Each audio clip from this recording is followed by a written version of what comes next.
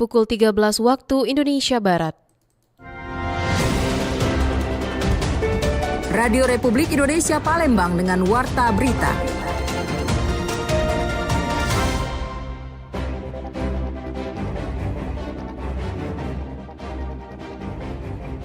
Kami di Jalan Sudirman. Nah, ini akan kita coba konsepnya di Jalan Kolonel Atmo. Mulai dari kalau kita ingat kiri kanan, maka kita buat pedestrian. Tetapi harus ditata dulu.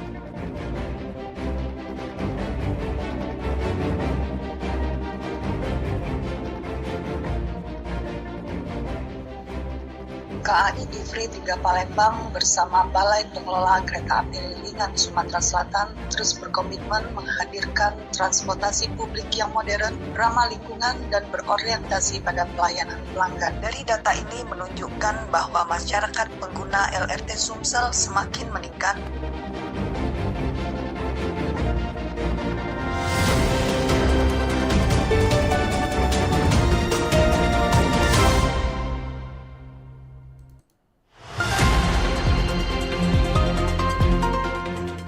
Selamat siang, Anda mendengarkan Warta Berita Radio Republik Indonesia Palembang.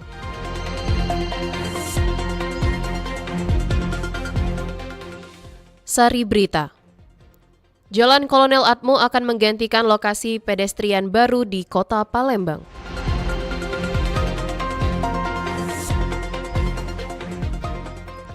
Hingga akhir Desember 2025, penumpang LRT Sumatera Selatan mencapai lebih dari 4,6 juta penumpang.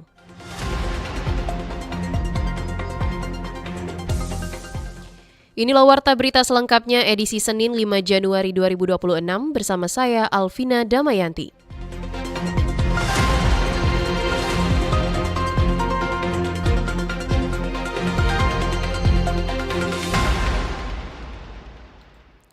Wali Kota Palembang Ratu Dewa akan merencanakan jalanan Kolonel Atmo menggantikan pedestrian di Jalan Sudirman.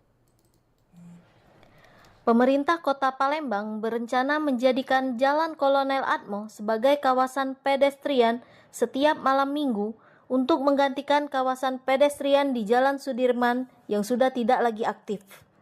Kebijakan ini diharapkan dapat menghadirkan kembali ruang publik sebagai tempat masyarakat beraktivitas dan bersosialisasi pada akhir pekan. Wali Kota Palembang Ratu Dewa mengatakan, Pemkot Palembang akan terlebih dahulu meminta izin kepada pemerintah Provinsi Sumatera Selatan karena Jalan Kolonel Atmo berstatus jalan provinsi. Setelah izin diperoleh, pemerintah kota akan melakukan penataan dan revitalisasi kawasan termasuk pengaturan pedagang, arus lalu lintas, serta fasilitas pendukung agar kawasan pedestrian aman dan nyaman bagi pengunjung. Kami di Jalan Sudirman. Nah, ini akan kita coba konsepnya di Jalan Kolonel Atmo. Aku nak kita tinjau. Mulai dari kalau kita ingat di Bang Sumsel Babel sampai ke sini.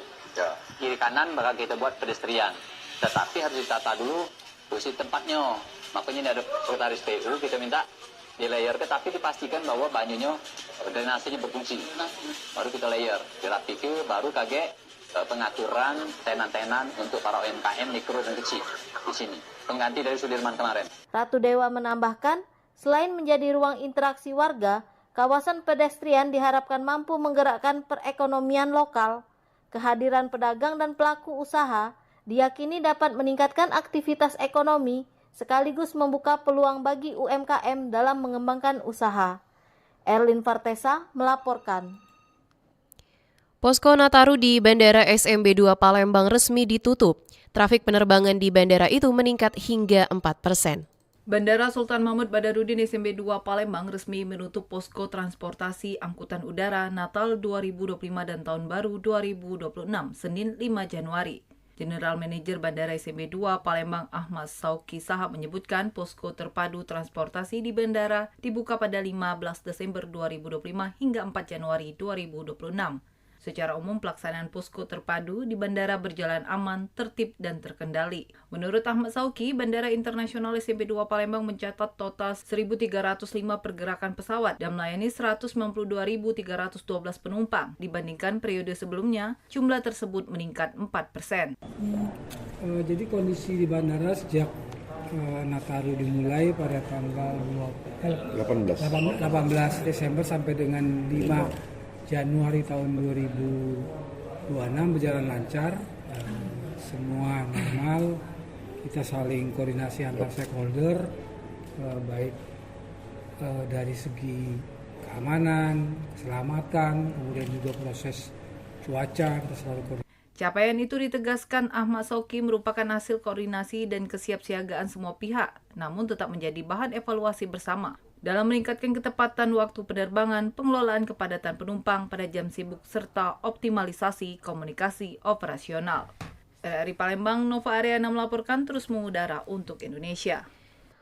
Pendengar, sementara itu hingga per 31 Desember 2025, Bandara SMB 2 tercatat melayani 149.224 penumpang dengan puncak arus penumpang pada 24 Desember 2025. Aktivitas penerbangan di Bandara Internasional Sultan Mahmud Badarudin II Palembang mengalami peningkatan menjelang pergantian tahun. Mayoritas penumpang tercatat menuju Jakarta, baik untuk berlibur maupun kembali ke daerah asal. Di tengah lonjakan tersebut, kondisi cuaca yang belum stabil menjadi perhatian utama pengguna jasa penerbangan pada momen Natal dan Tahun Baru. Perubahan cuaca dinilai berpengaruh terhadap perencanaan perjalanan baik oleh pihak maskapai maupun penumpang. Sejumlah warga mengaku lebih berhati-hati sebelum terbang demi mengantisipasi perubahan cuaca. Salah satu penumpang, Bayu, mengatakan dirinya rutin memantau perakiraan cuaca sebelum berangkat. Cuaca saat ini sulit diprediksi, jadi dirinya cek dulu supaya perjalanan lebih aman. Pulang habis kerja di Tanjung Inim, sudah jadwal selesai pekerjaannya, sekarang waktunya pulang. Lumayan sih, tapi nggak terlalu rame ya, nggak terlalu yang ekspektasi saya kan akhir tahun ya, seharusnya kan orang-orang liburan dan keluarga liburan, teman-teman dan lain-lain, cuman nggak terlalu rame yang dibayangkan sih. Ya sih, karena kan hujan terus ya, takutnya penerbangannya juga terganggu atau gimana pemain. Karena di Jakarta juga kata keluarga di Jakarta hujan terus gitu dan tentu. Hal serupa disampaikan oleh Putri yang memiliki maskapai dengan jadwal fleksibel. Saya cari penerbangan yang mudah diatur ulang kalau cuaca berubah, ujar Putri. Saya alhamdulillahnya udah booking tiket itu udah dari jauh-jauh hari. Sejujurnya karena maskapai yang saya pilih itu, saya pilihnya yang meminimalisir delay karena cuacanya kan nggak bisa diprediksi. Udah dari jauh-jauh hari juga mantau apakah cuacanya bagus atau enggak. Tapi alhamdulillah kayaknya sih lumayan bagus ya cuacanya hari ini. Ya, ke Jakarta dulu, ke Soekarno-Hatta. Sementara itu, Maya mengaku tetap berangkat sesuai rencana dengan persiapan yang ekstra. Kita memang tahun barunya di sana. Terus di Palembang, keadaannya memang kadang-kadang cuaca kan jelek, kadang bagus ya. Tapi ya kita berdoa aja. Sementara itu, pihak Bandara Sultan Mahmud Badarudin II mencatat sejak dibukanya posko Nataru pada tanggal 15 Desember hingga 31 Desember tahun 2025 lalu, jumlah penumpang mencapai 149.224 orang dengan 1.017 pergerakan pesawat. Puncak arus penumpang terjadi pada tanggal 24 Desember tahun 2025 lalu dengan total 11.083 penumpang. General Manager Bandara Internasional Sultan Mahmud Badarudin II Palembang, R. Iwan Winaya Madra, mengatakan, hingga kini operasional penerbangan berjalan normal, tidak ada gangguan signifikan akibat cuaca. Hanya beberapa penerbangan dialihkan dan justru mendarat di kota Palembang. Lamsihar Siltonga melaporkan. Anda masih bersama Warta Berita RRI Palembang.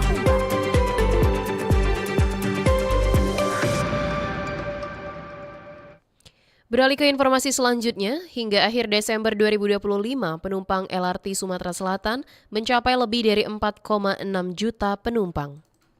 Hingga minggu terakhir Desember 2025, LRT Sumatera Selatan telah melayani sebanyak 4.600 lebih penumpang. Rata-rata jumlah penumpang harian tercatat mencapai 12.618 orang, menunjukkan tingginya minat masyarakat terhadap moda transportasi publik ini. Manajer Humas KAI Driver 3 Palembang Aida Suryanti menyampaikan harapan agar jumlah penumpang LRT Sumatera Selatan terus meningkat pada tahun 2026.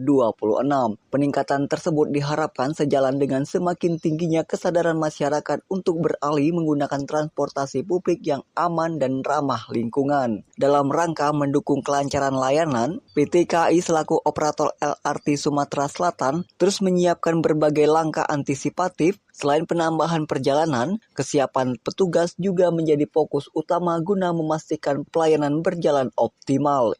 KAI Divri 3 Palembang bersama Balai Pengelola Kereta Api Ringan Sumatera Selatan terus berkomitmen menghadirkan transportasi publik yang modern, ramah lingkungan, dan berorientasi pada pelayanan pelanggan. Dari data ini menunjukkan bahwa masyarakat pengguna LRT Sumsel semakin meningkat. Aida menjelaskan petugas stasiun, awak kereta api, petugas keamanan, kebersihan, serta petugas di pusat pengendalian disiagakan hingga perjalanan terakhir. Langkah ini dilakukan untuk menjaga keamanan, kenyamanan, serta ketertiban penumpang selama periode padat aktivitas. Selain itu, pihak LRT Sumatera Selatan juga menghimbau seluruh pengguna untuk tetap mematuhi aturan yang berlaku, baik di area stasiun maupun di dalam kereta. Disiplin penumpang dinilai sangat penting demi menciptakan perjalanan yang aman dan tertib. Aida menegaskan demi keamanan dan kenyamanan bersama, penumpang dilarang membawa barang-barang yang mudah terbakar seperti kembang api dan petasan. Aturan tersebut diberlakukan untuk meminimalkan potensi gangguan serta resiko keselamatan selama penggunaan layanan LRT Sumatera Selatan. Dari Palembang, Sumatera Selatan, Muhammad Irfan, Pro 1 RRI terus mengudara untuk Indonesia. Pendengar, warta berita ini disiarkan secara langsung melalui RRI Program 1 Palembang, frekuensi 92,4 FM, dan disiarkan juga melalui streaming aplikasi RRI Digital yang bisa diunduh melalui Play Store dan App Store.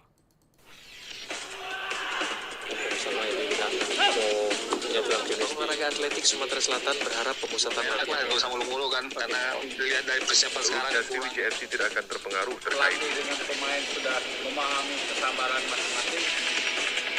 Berita olahraga.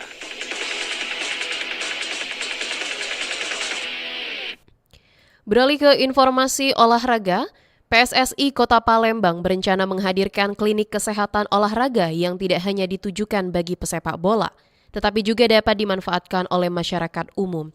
Inisiatif ini menjadi langkah PSSI memperluas peran sosialnya melalui layanan medis berbasis olahraga.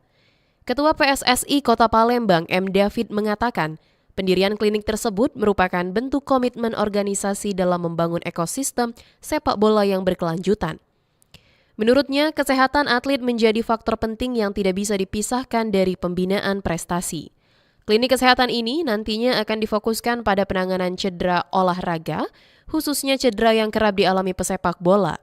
Namun, layanan medis yang tersedia dirancang agar dapat menjangkau kebutuhan masyarakat secara lebih luas. Ya, kalau untuk PSSI ini sementara ini baru seperti itu dulu ya, untuk penanganan cepat aja ya, penanganan cepat dan pengobatan bagi atlet-atlet sepak bola yang mengalami cedera atau yang lainnya. Nanti dan juga ini bisa digunakan untuk warga sekitar. Dengan adanya klinik ini, PSSI Kota Palembang berharap dapat berkontribusi langsung terhadap peningkatan kesadaran masyarakat akan pentingnya kesehatan dan penanganan cedera olahraga secara tepat.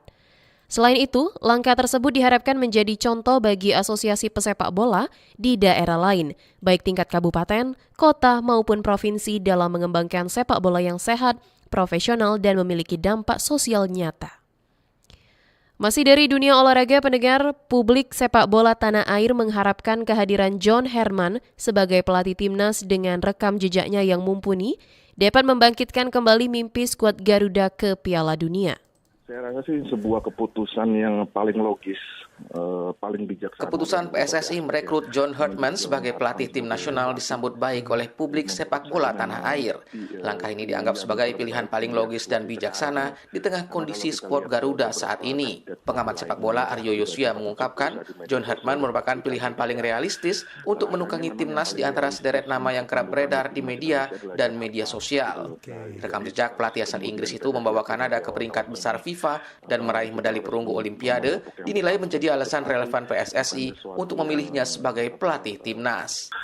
Bahwa ada kemiripan profil negara dalam tanda kutip yang ditangani John Hartman. Indonesia ini kan negara yang sedang mencoba berkembangnya di level Asia atau di level dunia gitu kan. Sama seperti Kanada yang terakhir lolos ke Piala Dunia Qatar kemarin di tangan yang bersangkutan juga kan tidak punya reputasi yang elit gitu kan. Tapi pelan namun pasti Kanada dibentuk menjadi tim yang solid kemudian bisa berbicara di event-event besar. Sementara itu, manajer Madura United Umar Wahdin menyebut Hartman memiliki portofolio yang cukup baik untuk dapat duduk di puncak kursi kepelatihan timnas. Usai kehilangan asa ke Piala Dunia, Umar berharap Hartman dapat kembali membangkitkan mimpi Indonesia melaju ke Piala Dunia 2030. Ya, harapannya karena ini pastinya proyek jangka panjang, kita udah tidak ekspektasi ke Piala Dunia yang tahun depan, yang kita udah pasti nggak lolos. Mungkin kesempatan lebih, waktu yang lebih, dan harapannya bisa melakukan lebih. Hartman tercatat sebagai satu-satunya pelatih di dunia yang berhasil membawa tim nasional putra dan putri dari satu negara lolos ke Piala Dunia FIFA.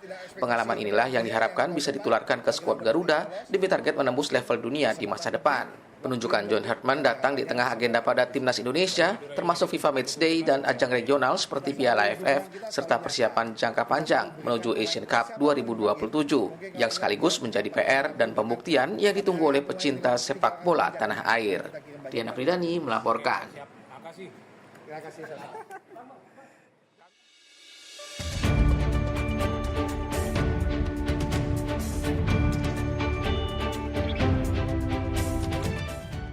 Sekian Warta Berita Produksi Radio Republik Indonesia Palembang. Sebelum berpisah, kami sampaikan kembali pokok-pokok berita.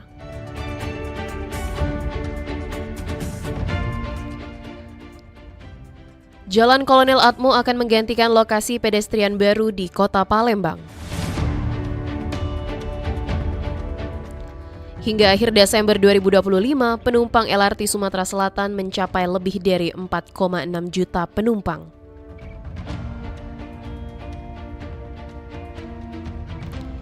Pendengar, informasi lainnya dapat Anda akses melalui website kami rri.co.id. Kami juga membuka ruang aspirasi bagi Anda untuk menyampaikan peristiwa yang berada di sekitar Anda melalui line WhatsApp dan SMS di 0821 7927 9090. Mewakili kerabat kerja yang bertugas, saya Alvina Damayanti undur diri. Sampai jumpa. Demikian Warta Berita Radio Republik Indonesia Palembang.